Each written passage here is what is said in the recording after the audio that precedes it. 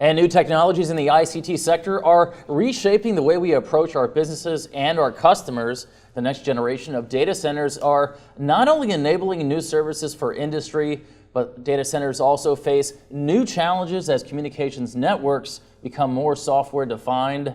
Here to tell us more about new ways of looking at data centers is Franklin Flint. He's the Global Telecom Strategy and Marketing Executive at Dell OEM Solutions. And Franklin, welcome to the program. Thank you. It's great to be here. Well, it's great to have you. I'm going to get right into it. I want to ask you how technologies like NFV and SDN are changing your approach to maximizing things like compatibility, scalability, and expandability. Well, it's really interesting because when you start virtualizing technology, start virtualizing the functions of the network and putting them on servers and storage and traditional data center networking components, you're able to set up solutions that can scale huge in either direction. You can scale up by adding more of the same service to support more and more users or more endpoints, or you can scale out and offer more and more different types of services to a single user. And you can do both simultaneously in a really, truly well-defined NFV environment. Likewise, once you start standardizing all the components that go into an NFV environment, you create a huge compatible ecosystem where everyone can work together. And that's an ideal place for the carriers and service providers to be because it allows them to choose the best solution for their market and how they want to bring things to their customers.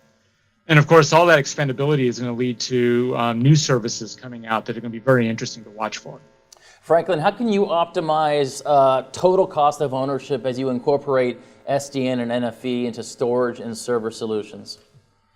Well, this is where it gets really interesting. The efficiencies and the OpEx costs for running large data centers today that are using standard architectures like servers and storage and networking have driven a level of efficiency and business models and ROI for CIOs is just staggering what we're able to deliver today and how much it costs to continue delivering that.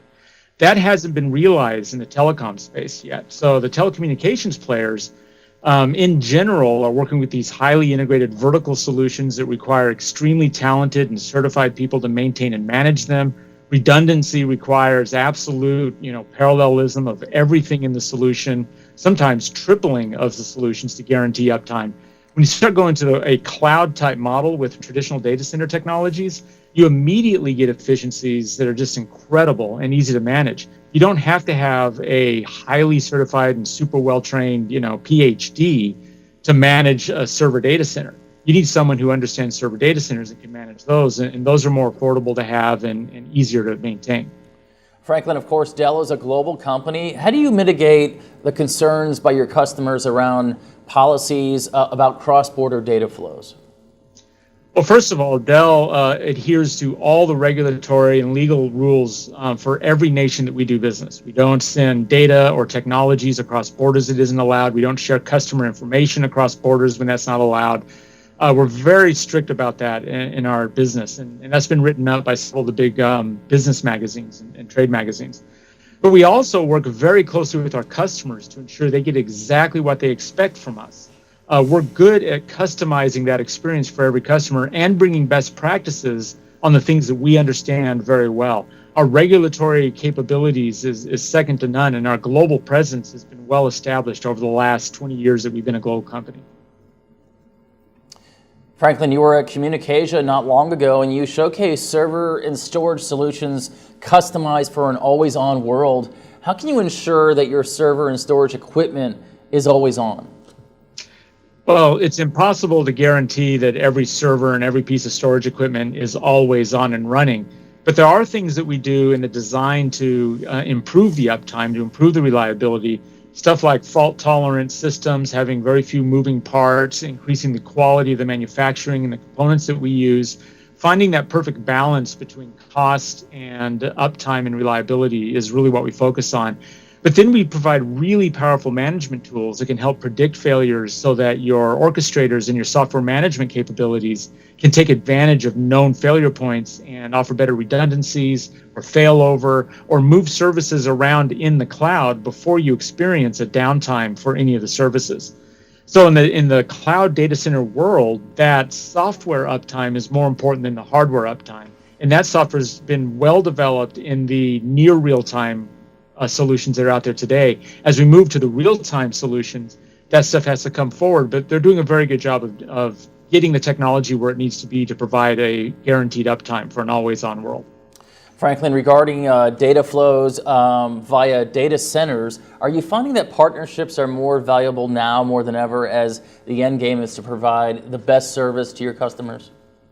Absolutely. One of the things that we noticed early on was that it wasn't good enough to show up with just the things that Dell has to offer, the high quality products, the global availability, the service and support that we can bring. People want to know that everything's going to work together, not just the hardware, but the software, other people's hardware, all the different components that go into a solution. And we've also found that the carriers have their own opinions about what the ideal solution needs to be. They have a good concept of the basic principle of a common solution across the industry, but they still have their own special requirements for the type of hardware they want to buy, or the type of software they want to run that hardware with, or the solutions that they put on top of that platform. So in our announcement with our NFE solution that went out today, we did talk about the inclusion of the various partners that we're working with. The idea of having your choice of operating systems, your choice of cloud stacks, your choice of software and VNFs and orchestrators.